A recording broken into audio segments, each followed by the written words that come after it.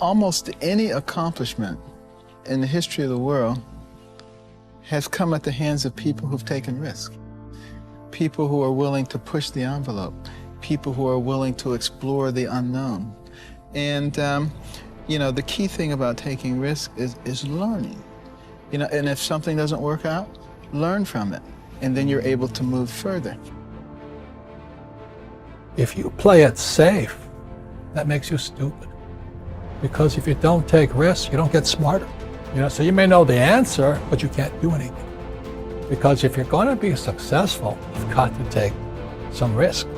And when you take a risk, you make a mistake, and you might learn something, because we're supposed to learn from our mistakes. See, that's what life is. See, you've got to be willing to give it all up. Because the only way that you can grow, you've got to risk. The only way that you can become your best, you have got to risk. Sacrifice leads and gains follow. Don't look for any gains where there's been no sacrifice. Don't wake up and look for no gain. Don't look for your game to improve. Don't look for the record to improve. Without sacrifice, there are no gains. You're gonna fail. You're gonna fail 10 times, 100 times, maybe even 1,000 times. But that's okay. Failure isn't permanent. Falling isn't permanent. You get right back up and keep going. And this time, you're gonna be stronger, wiser, and you'll be more driven than ever. And for every 10 failures, you'll land one success. You have to love success so much that you're willing to fail 10 times before you can succeed once. That's how a winner does it. Here's something else. Want to create a greater sense of fulfillment? Challenge your fears. Challenge them. Look those fears in the face and take them on. Don't allow them to rule you. Decide that you're going to take some chances. And something else will take its place. If I quit, however, it will last forever. I dare you to take a little pain. I dare you. I dare you not to go home. Somebody said, I don't go home, I feel bad. Go through it. You ain't gonna die. At the end of pain is success. You've got to be willing to risk. If you're not willing to risk, you can't grow in life. Life has no power when you're not willing to risk. It's that to laugh is to risk appearing the fool. To weep is to risk appearing sentimental. To reach out for another is to risk involvement. To expose feelings is to risk exposing your true self. To place your ideas, your dreams before a crowd is to risk their loss. To love is to risk not being loved in return. To live is to risk dying. To hope is to risk despair. To try is to risk failure. But risk must be taken, because the greatest hazard in life is to risk nothing. The person who risks nothing, does nothing, has nothing, is nothing. They may avoid suffering and sorrow, but they cannot learn, feel, change, grow, love, and live. Chained by their certitudes, they are a slave. They have forfeited their freedom. Only a person who risks is free.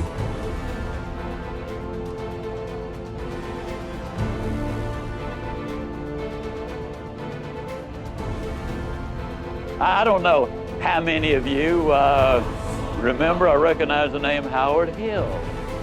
Now, Howard Hill was a good Alabama boy. He was an archer. They say he was the best in the whole world. He entered 287 archery tournaments. He placed first 287 times. He was so good, he retired early because the other archers started to get unwilling to compete for second place. I've seen newsreels of Howard Hill where from 50 feet away, he had split an arrow dead center in the bullseye. Then he would take the next arrow and split the first one.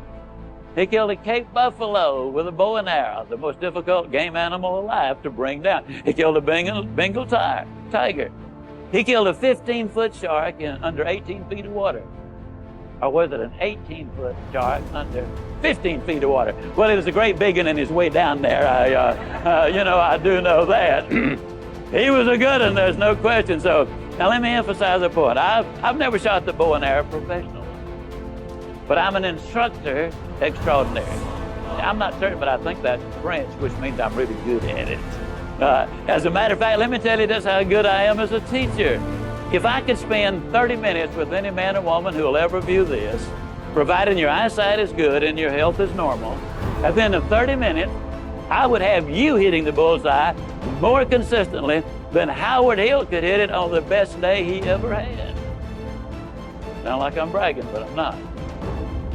I could do it. Provided, of course, you had first blindfolded Howard Hill and turn him around a couple of times so he wouldn't have a clue as, which way am I headed? And you might say, well, now, Ziglar, my goodness alive, fella, of course you could. That's ridiculous. How on earth could a person possibly hit a target he couldn't even see? It's a good question, but here's the better one. How can you hit a target you don't have? Also, one more thought on discipline. Here's the greatest value of discipline. Self-worth. Self-esteem. People are teaching self-esteem these days, but they don't connect it to discipline. The least lack of discipline, and it starts to erode our psyche. One of the greatest temptations is to just ease up a little bit, right? The slightest lack of doing your best starts to erode the psyche. Instead of doing your best, doing just a little less than your best. Sure enough, you say, well, it's just going to affect my sales. No, it's going to affect your consciousness. It's going to affect your philosophy. Now you've begun in the slightest way to affect your own philosophy. Here's the problem with the least neglect. Neglect starts as an infection. And if you don't take care of it, it becomes a disease. And one neglect leads to another. And the worst of all, when neglect starts, it diminishes our self-worth, our self-confidence, our self-value. You say, well, how can I get back my self-respect? I'm telling you, you don't have to go to 29 classes. All you have to do is start the smallest discipline that now corresponds to your own philosophy, like I should, and I could, and I will. No longer will I let neglect stack up on me so that I will have the sorry scenario 6 years from now, giving some excuse instead of celebrating my progress. That's the key to discipline. Okay? Let's get kids involved in the least of disciplines. One more, and then one more, and then another one, and then another one, and then some more. And the first thing you know, you're starting to weave the tapestry of a disciplined life into which you can pour more wisdom and more attitude and more strong feeling, more faith and more courage. Now you've got something, a vessel in which to put it. And now the equities start to flow. And the early return, I'm telling you, if you'll start this process, the early return will have you so excited, you'll commit yourself to this strategy for the rest of your life. You'll never go back to the old ways. Join a new crowd, join a new group. The disciplines to take action. You want to make your dream come true, you got to stay focused. Some people rather get even than get ahead. Stay focused on where you want to go. I just kept on doing what I was supposed to do. And so I was driving to the radio station. My opponent had over $20,000. I had less than $800. As I was in the radio station, the guy said, "You're going to make a commercial?" I said, "Yes." He said, "It better be a good one because that money can't go pretty far here." And I sat there in the middle control room and I was thinking, and here's what happens when you get still. Stuff will start coming. Something said, "Call your mama." You used to talk about your mother on the air all the time. Ask her to say a few words for you. That'll be a different kind of political spot. So I called my mama, and I had a gospel record playing in the background. And then I had my mother say, "Hello, this is Mrs. Mamie Brown. When I raised my sons, I raised them to be good children. When they got out of hand, I beat their behind and made them go right. Please vote for my son. He's a good boy." Usually in the state representative race, maybe 3,000 or 4,000 people will come out to vote in a primary. In that primary race, over 27,000 people came out and voted, said, I'm voting for Les Brown because his mama said he's a good boy. I won, ladies and gentlemen. I won.